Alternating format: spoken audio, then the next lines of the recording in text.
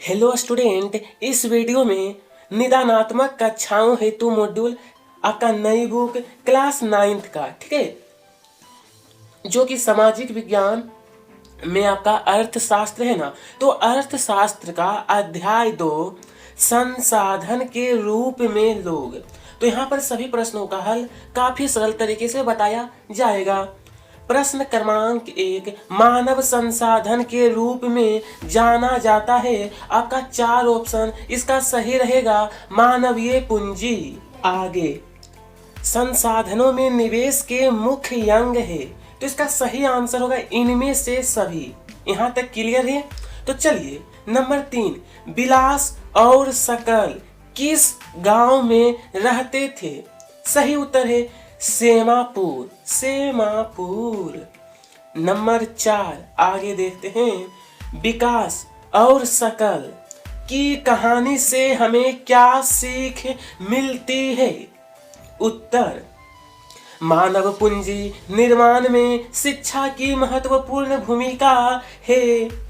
एक विशेष अवधि में प्रति 1000 व्यक्तियों के पीछे मरने वालों की संख्या क्या कही जाती है? तो उसे कहा जाता है मृत्यु दर। आगे रिक्त स्थान वाला प्रश्न है, जो कि नंबर 1 है, देश की उत्पादन क्षमता में वृद्धि मानव पूंजी में निवेश से होती है। लोगों द्वारा सामाजिक कार्य करना आगे, नगरीय क्षेत्रों में शिक्षित बेरोजगारी अधिक पाई जाती है। अर्थव्यवस्था के 3 प्रमुख क्षेत्रक होते हैं। 5 नंबर में भरना है, सर्व शिक्षा अभियान प्राथमिक शिक्षा प्रदान करने की दिशा में एक महत्वपूर्ण कदम है। ठीक है, चलिए आगे देखते हैं। तो यहाँ पर प्राथमिक शिक्षा में नामांकन बढ़ाने के लिए सेतु पाठ्यक्रम और स्कूल लौटो शिविर प्रारंभ किए गए हैं। यह बिल्कुल सत्य है। प्रत्येक व्यक्ति एक कीमती राष्ट्रीय संसाधन है। यह भी सत्य है। तृतीय क्षेत्र कृषि एवं उद्योग के संचालन में सहायता पहुंचाता है। यह भी सत्य है। ठीक है, यहाँ तक तो कंप्लीट हो गया है। नंबर 4, सकल के पिता ने व्यावसायिक कोर्स को पढ़ाने के लिए कर्ज लिया। बिल्कुल सत्य। फर्म का उद्देश्य लाभ को अधिकतम करना है। यह भी सत्य है। ग्रामीण क्षेत्रों में शिक्षित बेरोजगारी है। असत्य। पशुपालन तृतीय क्षेत्र की एक गतिविधि है। सत्य। सही जोड़ी बनाइए।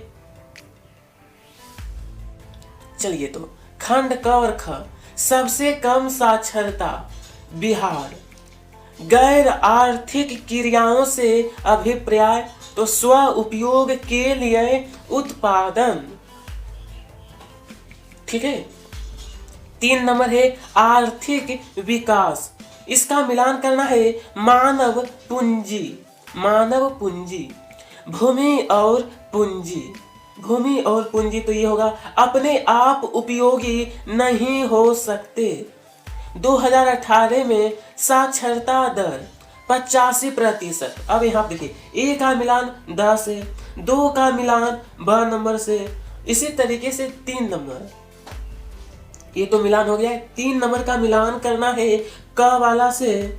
इस प्रकार से आपको सभी जोड़ी का सही उत्तर भी यहाँ पर लिखना है। ठीक है, तो अब देखेंगे आगे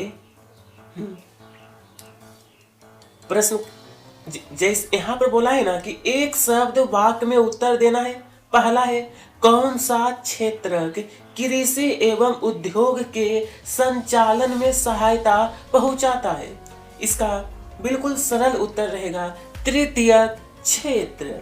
छिपी हुई बेरोजगारी का दूसरा नाम क्या है? अदृश्य बेरोजगारी। नंबर 3, प्राथमिक स्कूलों के बच्चों की उपस्थिति बढ़ाने के लिए कौन सा कदम उठाया गया? उत्तर रहेगा दोपहर का भोजन। ठीक है। एक विशेष अवधि में प्रति 1000 व्यक्तियों के पीछे जन्म लेने वाले शिशुओं की संख्या को जन्म दर ITI का पूरा नाम क्या है? तो यहाँ पर औद्योगिक प्रशिक्षण केंद्र। ठीक है, नंबर 5 तक हो गया है ना यहाँ तक। अब इसके आगे देखेंगे। अच्छा, अति लघुत्तरीय। पहला, मानव पूंजी निर्माण से क्या आशय है? उत्तर, जब मानव संसाधन को अधिक शिक्षा एवं प्रशिक्षण तथा स्वास्थ्य द्वारा विकसित किया जाता है तब इसे मानव पूंजी निर्माण कहा जाता है। ठीक है। चलिए, तो नंबर 2, संसाधन के रूप में लोग किस प्रकार उत्पादन की मात्रा को प्रभावित कर सकते हैं? जिस देश में शिक्षित, प्रशिक्षित तथा अधिक कार्य क्षमता वाले लोग तथा स्वस्थ श्रमिक होंगे उस देश के उत्पादन का स्तर। तो विद्यार्थी, मानव पूंजी यानी संसाधनों से किस प्रकार श्रेष्ठ है? उत्तर, मानव पूंजी यानी संसाधन भूमि एवं पूंजी का उपयोग अपने ज्ञान एवं कौशल से करता है। नंबर 4 है, मानव पूंजी निर्माण में स्वास्थ्य की क्या भूमिका है? उत्तर, इसका उत्तर रहेगा इस प्रश्न का, ये जो नंबर 4 है ना, तो देखिए काफी आसान है। स्वस्थ शरीर में ही स्वस्थ दिमाग और स्वस्थ मन रहता है। उसमें कार्य करने की अधिक ऊर्जा, सामर्थ्य और शक्ति होती है। स्वस्थ व्यक्ति में रोग प्रतिरोधक क्षमता होती है। प्रश्न 5 बोला है, आर्थिक एवं गैर आर्थिक क्रियाओं में अंतर बताइए। आर्थिक क्रिया जिनका उद्देश्य धन कमाना होता है, उदाहरण आय अर्जित करने के लिए चाय की दुकान खोलना आर्थिक क्रिया में शामिल है। अब देखेंगे गैर आर्थिक क्रिया, जिसका उद्देश्य धन कमाने से नहीं है अपितु समाज कल्याण के लिए है, उदाहरण माँ द्वारा पुत्र की देखभाल करना और गैर आर्थिक क्रिया है। ठीक है, इस तरीके से आपको प्रश्न क्रमांक 4, प्रश्न क्रमांक 5 कंप्लीट हो गया। सर्व शिक्षा अभियान क्या है? उत्तर, सरकार द्वारा 6 से 14 वर्ष आयु वर्ग के सभी स्कूली बच्चों को वर्ष 2010 तक प्राथमिक शिक्षा प्रदान करने की दिशा में सर्व शिक्षा अभियान एक महत्वपूर्ण कदम है। ठीक है। अब देखिए प्रश्न 7 में कहा है, सरकार द्वारा शिक्षा के क्षेत्र में चलाए गए किन्हीं 2 अभियानों के नाम लिखिए। एक रहेगा सर्व शिक्षा अभियान, सेतु पाठ्यक्रम, तो तीसरा स्कूल लौटो शिविर। एक और बता देता हूँ, दोपहर के भोजन। प्रश्न में कहा गया था 2 अभियान, मैं आपको 4 बताया हूँ। अब यहाँ पर देखिए, शिशु मृत्यु दर से क्या आशय है? शिशु मृत्यु दर से आशय 1 वर्ष से कम आयु के शिशु की मृत्यु से है। ठीक है। प्रश्न क्रमांक 9, मानव पूंजी निर्माण में शिक्षा की क्या भूमिका है? शिक्षा मानव के व्यक्तित्व विकास में महत्वपूर्ण योगदान रखती है। शिक्षा मानसिक क्षमता को बढ़ाती है। शिक्षा के माध्यम से देश के आर्थिक विकास में वृद्धि होती है। 10 में कहा है, जीवन प्रत्याशा से क्या आशय है? देखिए इस प्रश्न का उत्तर रहेगा कि जीवन प्रत्याशा एक दी गई उम्र के बाद जीवन में शेष बचे वर्षों की औसत संख्या है। ठीक है, यह एक व्यक्ति के औसत जीवन काल का अनुमान है। लघुत्तरीय प्रश्न नंबर 1, जनसंख्या की गुणवत्ता निर्धारित करने वाले कारकों को समझाइए। तो इस प्रश्न का उत्तर, जनसंख्या की गुणवत्ता निर्धारित करने वाले कारकों के नाम है साक्षरता दर, प्रशिक्षण तथा व्यक्ति का स्वास्थ्य। किसी भी व्यक्ति की गुणवत्ता एवं आय के प्रमुख निर्धारक होते हैं शिक्षित, प्रशिक्षित एवं स्वस्थ व्यक्ति मानसिक एवं शारीरिक तौर पर बहुत अच्छे से कार्य करता है। ठीक है, प्रश्न दूसरा है ना कि जापान जैसे देश कैसे विकसित हुए हैं। तो इस प्रश्न का उत्तर रहेगा कि जो जापान है ना वो कैसे विकसित हुआ। छोटा देश है, जापान में प्राकृतिक संसाधन नहीं है, फिर भी वह विकसित देश है क्योंकि जापान जैसे देशों ने मानव संसाधन पर निवेश किया है। उन्होंने लोगों की शिक्षा और स्वास्थ्य पर ध्यान दिया। जापान के लोगों ने कुशलता और प्रौद्योगिकी विकसित की, उसी से यह देश धनी विकसित बना है।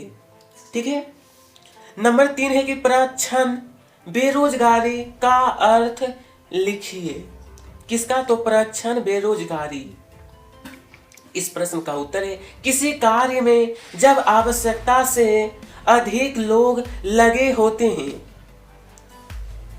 और उनके हटाए जाने पर भी उत्पादकता में कोई अंतर नहीं आता है। इस प्रकार की बेरोजगारी को प्रच्छन्न बेरोजगारी कहते हैं। नंबर 4 देखिए, बोला किसी भी देश में मानव संसाधन पर निवेश देश में समृद्धि लाता है। स्पष्ट कीजिए, स्पष्ट करना है। तो देखिए, मानव संसाधन में निवेश शिक्षा, प्रशिक्षण, चिकित्सा के माध्यम से भूमि और पूंजी में निवेश की तरह ही अधिक प्रतिफल देता है। शिक्षित और स्वस्थ लोगों की उच्च उत्पादकता से वे देश को समृद्धि की तरफ ले जाता है। ठीक है, इस तरीके से नंबर 3 और ये नंबर 4 पूरा कर हो गया है ना, कंप्लीट। 5वां, आर्थिक गतिविधियों को विभिन्न क्षेत्रकों में कैसे वर्गीकृत किया गया है। प्रत्येक क्षेत्र का एक उदाहरण।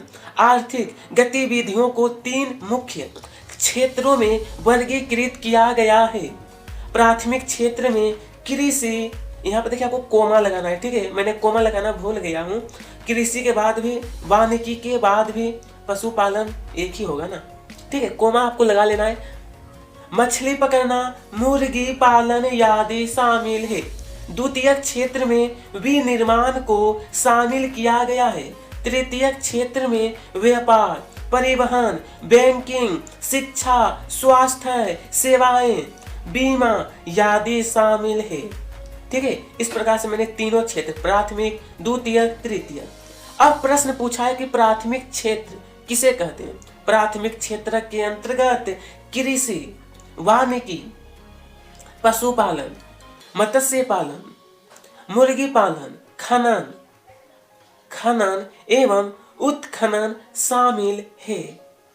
ठीक है, चलिए यह भी प्रश्न हो गया है। प्रश्न क्रमांक 6। 7वां प्रश्न है, अर्थव्यवस्था के तृतीय क्षेत्र की कौन कौन सी गतिविधियां है। तृतीय क्षेत्र में व्यापार, परिवहन,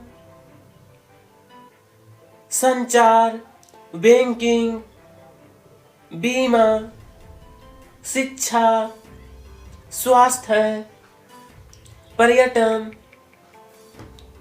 सेवाएं इत्यादि शामिल है। ये तृतीय क्षेत्र में। ठीक है, अब देखिए प्रश्न बोला कि मौसमी बेरोजगारी किसे कहते हैं। तो इस प्रश्न का उत्तर है मौसमी, जब बेरोजगारी कुछ महीनों में रोजगार प्राप्त नहीं कर पाते हैं।